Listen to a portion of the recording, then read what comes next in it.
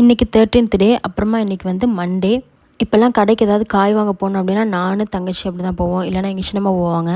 ஏன்னா வந்து அவளுக்கு ஒருத்திக்கு மட்டும் தான் வண்டி ஓட்ட தெரியும். அப்பா இருந்த வரைக்கும் அவங்களே வந்து காய்கறி இதெல்லாம் வெளியில் போய் வாங்கிட்டு வருவாங்க. என்ன ஒரு சின்ன ஜாமான் வேணுனாலும் அவங்க தான் போய் வாங்கிட்டு வருவாங்க. அதுபோக எங்கள் அம்மாவுக்கு வண்டி ஓட்ட தெரியும், அவங்க போய் வாங்கிட்டு வருவாங்க. இப்போ அம்மாவால் வெளியே போக முடியாது. ஒரு 4 months 10 daysக்கு வந்து வெளியே போகக்கூடாது. அதனால தங்கச்சி வீட்டில் இருக்கும் போது தான் போய் நாங்கள் வந்து எதாவது தேவைப்படுற ஐட்டம்ஸ் எல்லாமே வாங்கிட்டு வந்துக்குவோம். நான்வெஜ்னு எடுத்தே ஒரு 1 வீக்குக்கு மேலே ஆகிடுச்சு. அதனால் சரி இன்றைக்கி அவளுக்கு வந்து பொங்கல் ஹாலிடே விட்ருக்காங்க, அதனால் வீட்டில் இருந்தால் அதனால சிக்கன் வந்து வாங்கினோம். வெஜிடபிள் ரைஸ் மாதிரி பண்ணி சிக்கன் கிரேவி வச்சு மதியம் லஞ்சு சாப்பிட்டாச்சு. அப்புறமா அசரோட டைம் வந்துடுச்சு, அதனால் தொழுதுட்டு கொஞ்ச நேரம் உட்காந்து குரான் ஓதிட்டு இருந்தேன். நிறைய பேர் கமெண்ட் செக்ஷனில் வந்து நீங்கள் தொழுகிற முறைலாம் வந்து சரியில்லை அப்படின்னு சொல்லி கமெண்ட் பண்ணியிருந்தீங்க. அதுக்கு வந்து நான் ஒரு ஆன்சர் கொடுக்கணும்.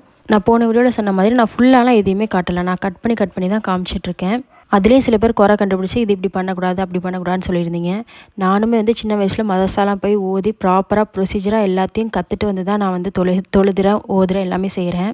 அதையும் மீறி என்னோடய தொழுகையில் ஓதுதலில் ஏதாவது குறை இருந்ததுன்னா அதை எல்லாம் வந்து பார்த்து அதுக்கான தண்டனை எனக்கு கொடுக்க போகிறான். என்ன நினச்சி நீங்கள் யாருமே ஒரி பண்ணிக்க வேணாம். நல்லதே எல்லோரும் நினைப்போம், எல்லாருக்குமே நல்லதே நடக்கட்டும். வீடியோ பிடிச்சிருந்தால் எனக்கு சப்போர்ட் பண்ணுங்கள், சப்ஸ்கிரைப் பண்ணுங்கள். Thank you all.